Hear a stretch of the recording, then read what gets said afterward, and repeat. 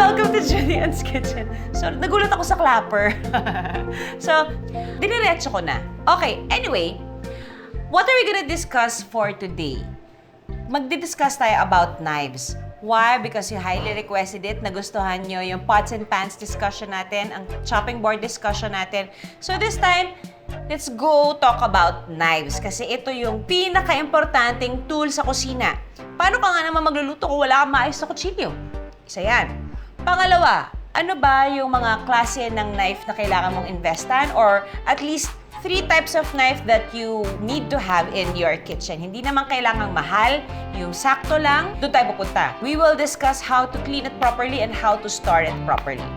Now, did you know that there are 2 types of knives? There's one na sinasabi naming Western knife and the Japanese knife. Ang Western knife ay merong 2 blade. Ang blade niya ay magkabilaan. This is a Western knife. Magkabilaan yung blade niya. So, kapag hininang siya or shinarpen siya, pwede mo siyang baliktarin. Diba? Kasi, pag ganun yan, pag ganun yung blade niyan. Ngayon, ang Japanese knife is just one side lang ang blade niya. Popularized by Japanese chefs and sushi masters, Japanese knives are more often lighter than their Western counterparts, which is true. Gamit ko na to at the time na nag-enroll ako for culinary class, culinary school, ito na yung knife ko. At ito pa rin yung ginagamit ko hanggang ngayon. Now, my most sentimental knife is my very first chef's knife. This is given to me by Chef Jean. This is a Western knife. Let's discuss the anatomy of a knife. A good knife is forged. This is what you call the spine. Now, itong spine na to, diretso siya from tip till end. Maganda tong knife na to kasi as you can see, the whole knife, nilagyan lang siya ng kahoy for you to have a grip. Pero yung buong knife, basically, iyan yung buong steel. So, hindi siya mababali, hindi siya madidistrong ka kasi buong steel ang ginamit sa kanya. This is the bevel, yung angle na angle. Itong angle na to, yan ang tinatawag nating bevel. And then, this is the heel, this is the bolster. So, yung heel ang magpaprotect sa finger ninyo. And then, this is how you handle or hold a knife properly para maiwasan ang injury sa inyong wrist. Now, this spine, ang saysay din niya, you can also use this to tenderize your beef, your chicken, your pork. Ito yung pwede yung ipangtadtad. Diba? Ang maganda lang, kapag mabigat ang knife ninyo, madali kayo makakapaghiwa. But, you know, kanya-kanyang preference yan. I prefer na ang knife ko ay magaang kasi madaling nasa-strain yung wrist ko. So, medyo may pag-iingat factor lang ako. So, you have your chef's knife. This is also a chef's knife, but as you can see, meron siyang mga gaps or meron siyang spaces. Ang function niya is basically to help your protein na siliниze na to easily slide off the knife. So this is one of my favorites. We have boning knife. Ito yung ginagamit pang debone ng chicken. Lalo kapag manok yung dinidebone nyo, medyo marami siyang singit-singit. So this will come really in handy. This is a utility knife. It is somewhere in between a chef's knife and a paring knife. This is a paring knife. So this is a utility knife. This is your paring knife, and this is a chef's knife. So, if you ask me kung alin yung first set of knives na gusto nyo or kailangan nyong pag-investan, saan kayo magsisimula, at least sa 3 to.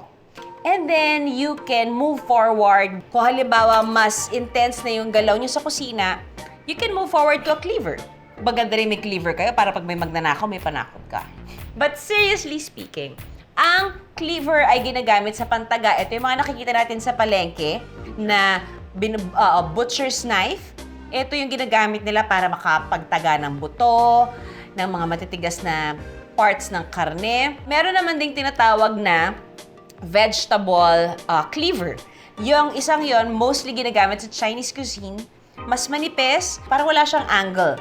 Diretso lang siya. So, panggulay talaga siya. Then we have a pastry knife. This is a pastry knife. It is long. You can use this in cakes. So, mahaba din siya. Pero kasi, yung ginagawa ko, sa mga ganito kakahabang knife, ginagamit ko na rin siyang pang-carving sa roast beef. Kasi matalas naman siya. Oh, one more thing. Paano mo malalaman na matalas ang knife mo or kung halimbawa ang knife mo ay mapurol na? Pag sinadsad mo siyang ganyan sa kuko mo at may resistance siya, matalas pa yan. Pero pag may slide na siyang ganon, ibig sabihin, napupurol na siya. So that's the time na you have to have your knives sharpened. Always remember, check your knives. Is it a Japanese knife or is it a Western knife? Malaking factor kasi yon.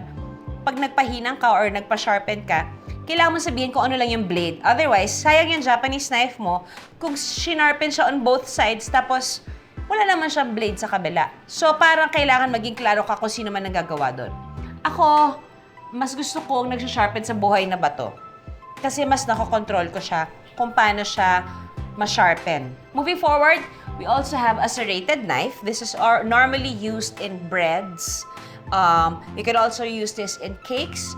Most use ng serrated knife pang pastries talaga. Then, we have what you call, actually, pwede mo tong gamitin din sa pang-carving eh. Kasi mahaba siya, it is slim, and it is long. So, this will help you carve your roast beef or kung ano mang malalaking kailangan mong i-carve, medyo madali siyang magsaslide na ganyan. Isang hiwa lang na ganun. Ganun din ang saysay ng sushi knife. Mahaba siya na matalas para hindi na nagagahasa yung part ng karne. Now, we also have a fillet knife. A fillet knife is a knife na bendable. So, ito yung ginagamit ko kapag nagtatanggal ako ng balat ng isda na fresh.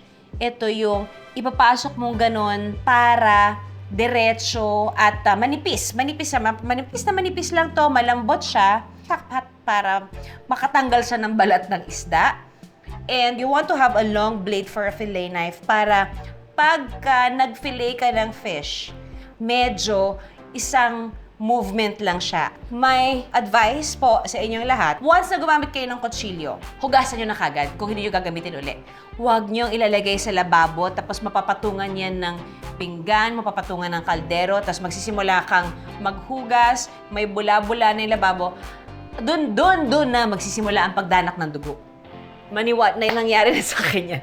Kaya ko sinishare sa inyo kasi ano talaga, napakadelikado na nakasama ang knife ninyong madumi sa lababo ng puro maduming gamit o plato, hindi nyo na napapansin na hiwa na kayo. So, it's not worth it. So, after you use it, clean it and store it away. How do you keep your knife? How do you store it? It's better to always have a knife guard. Kasi, to protect the blade, and syempre, pag may knife guard, kahit wala kayong ganitong klase, good investment also. Hindi naman ito mahal. Pero ito at least, organize yung kutsilyo ko. I have here my steak knife. Ayan. Tapos, hindi nagkikiskisan yung blades nila. Protected yung blade niya. Ito, ang ginagamit pang roasting. And also, this one, we use this for carving. Matalas na matalas to. Kaya, may special place siya dito sa drawer. Kasi I don't use this often. So, ayoko siya masyadong nilalabas. One more tip. Please, huwag niyong gamitin yung dulo ng kutsilyo ninyo sa pagbukas ng delata. Huwag talaga. Ang dami ko ng kutsilyong naputol. Siyempre, yung naputol na yan, pwedeng napunta sa loob ng lata. Pwedeng may makakain, pwedeng hindi mo napansin. Kasi hindi mo naman mapapansin agad pag naputol yan eh. So, please don't use it. That's why may tinatawag tayong can opener. Can opener po ang gamitin natin. So, store knives in a wooden knife block like this one. Make sure before you put back your knife here, tuyo na siya.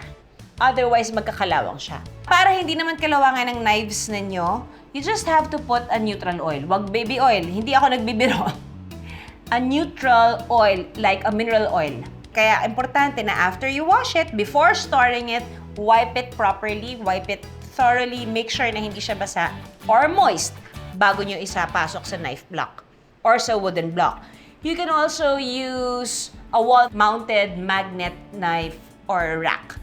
Ito yung mga nakaganyan, mga nakadikit sa wall or sa kitchen backsplash. Dinidikit na lang siyang ganun, minamagnet na lang siya. That's also very hygienic kasi at least walang magbe-build up na bacteria or dirt sa loob ng magnet kasi nga exposed siya.